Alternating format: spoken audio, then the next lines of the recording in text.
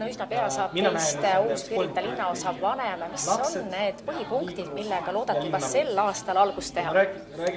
Ma arvan, et sel aastal ma kindlasti kõigepealt tutvun linnaosa töötajatega, siis võimalusel kohtun kindlasti nii asumiseltsidega, et meil on Pirital 3 sellist aktiivsemat asumiseltsi.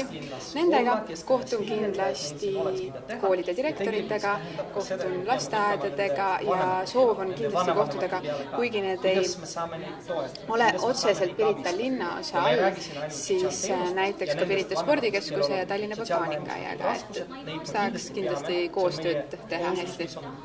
Teid väga palju ju ei teata, et kuidas mõtlete ennast nähtavaks teha? Ma arvan, et kõige parem ongi ennast nähtavaks teha just otse inimestega kohtudes, et mul on selles osas lähedalt võtta väga hea eeskuju, et minu praegune otsene ülemus Jüri Ratas, kes on alati oma töös lähtunud ka sellest, et võimalikult palju inimestega otse rääkida, kohtuda, kuulata, arvestada. Ma arvan, et see on peamine.